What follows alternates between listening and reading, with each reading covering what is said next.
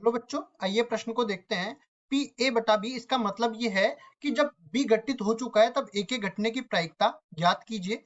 जहां पे हमें बोला गया है कि एक पासे को 3 बार उछाला गया है, एक पासे को 3 बार उछाला गया है, मतलब कि हमें 6 की घात 3 मतलब इतने कुल परिणाम मिलने वाले हैं। जब भी एक पासे को n बार उछाला जाता है तो 6 की घात n परिणाम मिलते हैं। उसके बाद हम देख लेते हैं, पहला परिणाम बोल रखा है, पहली घटना हमें बोली गई है तीसरी उछाल पर संख्या 4 प्रकट होना, और दूसरा बी घटना हमें बोली गई है पहली उछाल पर संख्या 6 और दूसरी उछाल पर संख्या 5 प्रकट होना। प्रश्न को हल करने से पहले इसकी मुख्य अवधारणा के बारे में चर्चा कर लेते हैं।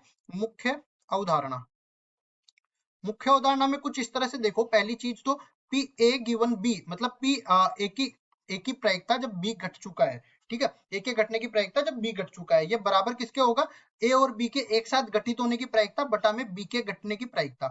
इस तरह से अपने पास ये सूत्र लग जाएगा।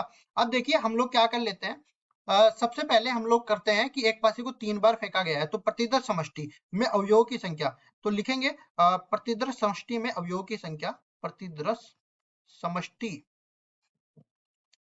में अवयवों की संख्या, अवयवों की संख्या।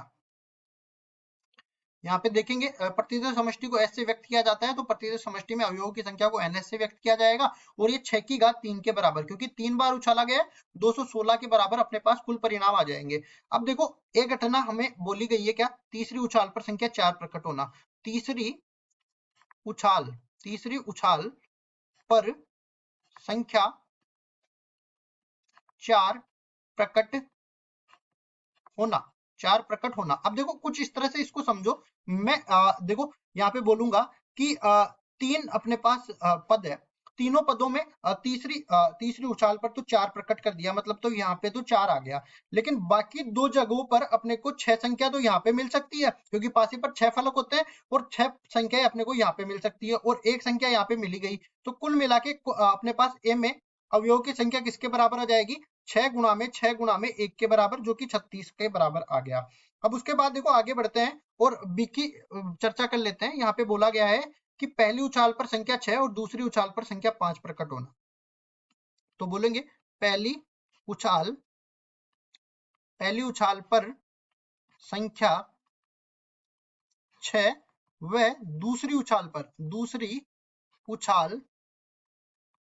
पर संख्या 5 प्रकट होना, संख्या 5 प्रकट होना। अब देखो इसको भी इसी तरह समझो, क्या कि 3 स्थान दे रखे हैं, तीनों स्थानों में हमें बोला गया है कि पहले स्थान पर तो हमें 6 भरना है, दूसरे स्थान पर 5 भरना है, और तीसरे स्थान पर 1 से 6 तक की कोई भी संख्या यहाँ पे आ सकती है। तो इसको भरने के तरीके इसको 1 और इसको 6, तो कुल अगर बी में अवयव की संख्या में देखूं तो 1 गुणा में 6 के बराबर, मतलब 6 के बराबर ये आ गया।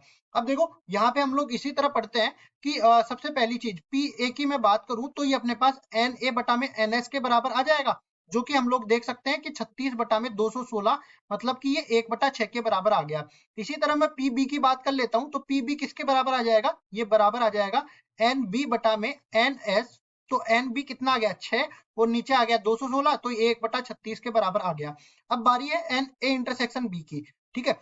एन ए इंटरसेक्शन बी में बोलेंगे कि पहली उछाल पर 6, दूसरी उछाल पर 5 और तीसरी उछाल पर 4 प्रकट होना। दोनों को एक साथ लेंगे तो हम लोग बोलेंगे ए इंटरसेक्शन बी, इस घटना को नाम दे देते हैं पहली पर हमें 6 प्रकट होना, दूसरी पर हमें 5 प्रकट होना, और तीसरी जगह मतलब तीसरी उछाल पर हमें 4 प्रकट होना। तीनों हमें मान दे दिए, तो यहाँ पे बोल सकते हैं 6 5 4, ये एक ही घटना होगी अपने पास, तो हम बोल सकते हैं कि एन ए इंटरसेक्शन बी, इसमें अवयव की संख्या 1 मिल गई। अगर इसमें अवयव की संख्या 1 मिल गई तो पी ए इंटरसेक्शन बी किसके बराबर हो जाएगा, ये बराबर हो जाएगा एन ए इंटरसेक्शन बी बटा में एन एस के बराबर। तो ये 1 है, ये 216 है। अब देखो हमें क्या निकालना है, हमें तो निकालना है पी ए बटा में बी के, मतलब बी घट चुकी है तब ए के घटने की प्रायिकता, जो कि बराबर हो जाएगी पी ए इंटरसेक्शन बी बटा में पी बी के बराबर।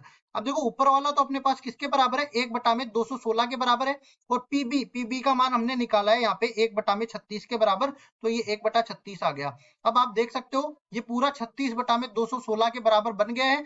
तो पी जब बी घट चुकी है तब ए के घटने की प्रायिकता किसके बराबर आ गई, 1/6 के बराबर ये आ गई। और यही हमारा उत्तर हो जाएगा। आशा करता हूँ ये सवाल आपको समझ में आया होगा। धन्यवाद।